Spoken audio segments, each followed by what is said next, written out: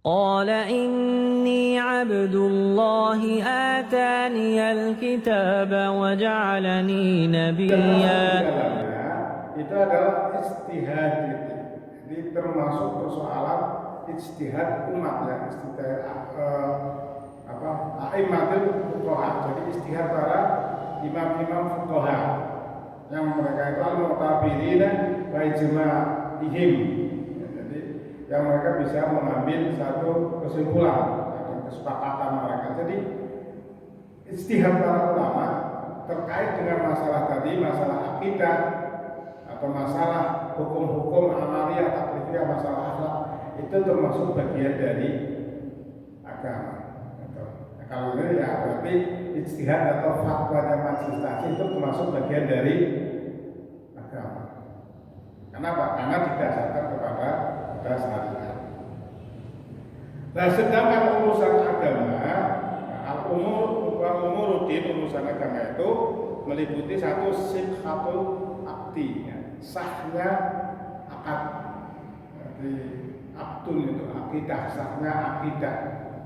Semalam sudah saya sampaikan akidah itu kenapa disebut akidah? Ya, akdun itu karena ikatan, mengikat hati, ya, mengikat keimanan di dalam hati manusia. Kemudian wal wafa bil ahdi, memenuhi perjanjian.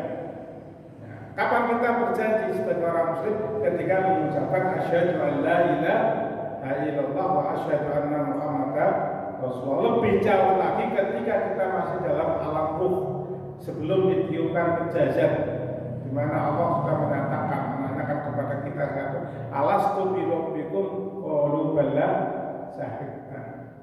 Bukankah aku adalah Tuhan kalian? Nah, ruh-ruh itu menjawab, betul, aku adalah Tuhan kami. Yang namanya itu kan berarti dia wajib taat terhadap Tuhan. Jadi secara tidak harus sudah perjanjian. Begitu juga orang yang mengucapkan syahadat, itu juga di situ ada janji. Kemudian sidqul qasdi, benarnya tujuan. Maksudnya apa? Orang beragama itu tujuannya apa? Tujuannya adalah Tuhan. Tujuannya adalah Allah Subhanahu wa Ta'ala. Ketika orang beragama tujuannya tidak kepada Allah, maka berarti agamanya salah. Kalau orang beragama tujuannya bukan kepada Allah, berarti agamanya salah. Kemudian ijtinabul had, menjauhi batasan-batasan. Jadi agama itu meliputi satu, ya, tuntutan terkait dengan keyakinan, akidah, mengikatkan diri. Ya. Jadi ketika orang sudah bersyahadat, dia mengikatkan diri dengan Islam, kemudian dia mau memenuhi perjanjiannya. Kemudian tujuannya benar, yaitu dalam beragama adalah Allah. Kemudian menjauhi batasan-batasan. Nah, di sini itu persoalan halal dan haram. Haram itu adalah batasannya. Kasumnya dinan yang nama dinu bihi natazimu wasumya billah. Jadi din, katakan din itu karena kita itu beriltizam, ya, dengan Islam. Itu juga dikatakan milah karena ya Allah yumli ala Jibril alaihissalam wa Jibril yumli ala Rasulullah sallallahu alaihi wasallam. Kemudian Rasulullah juga yumli ala masadi. Allah itu memberikan menyampaikannya kepada Jibril, kemudian Jibril menyampaikan kepada Nabi Muhammad atau Rasulullah kepada manusia. Sumia syariat dikatakan syariat dan Allah Ta'ala syara'al ibadah, karena dikatakan syariat karena Allah mensyariatkan agama ini untuk hamba-hamba. Syariat itu ketetapan hukum. Jadi Allah menetapkan hukum-hukum kepada hamba, halal atau haram dan lain sebagainya. Jamaah yang dirahmati oleh Allah, ini di bagian mukadimah yang bisa saya sampaikan pada pertemuan kali ini. Nanti kita lanjut.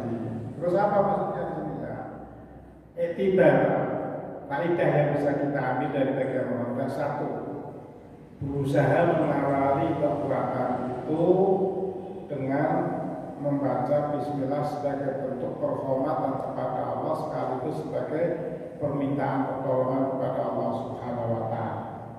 Yang kedua, meyakini dengan sifat-sifat Allah yang Rahman dan yang Rahim. Sehingga ketika kita sudah merasa banyak ibadah kepada Allah, kok nasibnya bisa beda dengan mereka yang jarang beribadah secara duniawi, ya, kok kita lebih berada di rendah kan? Nah, gitu.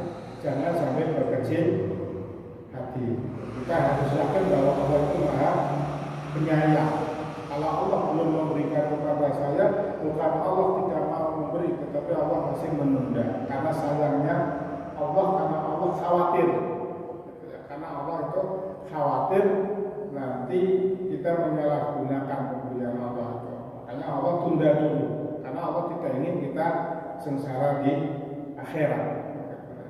Kemudian meyakini Allah bahwa kebaikan Allah Subhanahu wa taala itu lanjut tidak pernah selesai, sehingga kita tidak boleh berputus asa, ya, dengan rahmat Allah Taala. Jangan pernah berputus asa dengan rahmat Allah Subhanahu wa taala. Kemudian banyak-banyaklah kita mengucapkan salawat untuk Rasulullah Sallallahu Alaihi Wasallam, apalagi didukung dengan hadis. Man sholla alayya sholatan wa akhiratan sallallahu alaihi wasallam. Hadis yang menyatakan begitu. Karena siapa yang bersolat kepadaku sholatan wa akhiratan dengan 1 kali sholawat, maka Allah akan membalas sholawat itu 10 kali sholat. Tapi ketika kita sholawat untuk Rasulullah itu sebenarnya untuk diri kita sendiri. Karena Rasulullah itu sebenarnya sudah nggak butuh, yang butuh itu kita.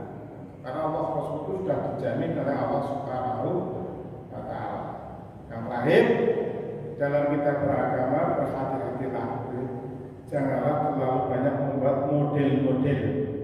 Di muka kita itu model ragam-ragam, melakukan bentuk-bentuk peribadatan yang tidak ada dasarnya sama sekali dari Al-Quran maupun dari hadis.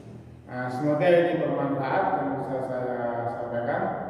Kurang dan lebihnya mohon maaf. Wassalamualaikum warahmatullahi wabarakatuh.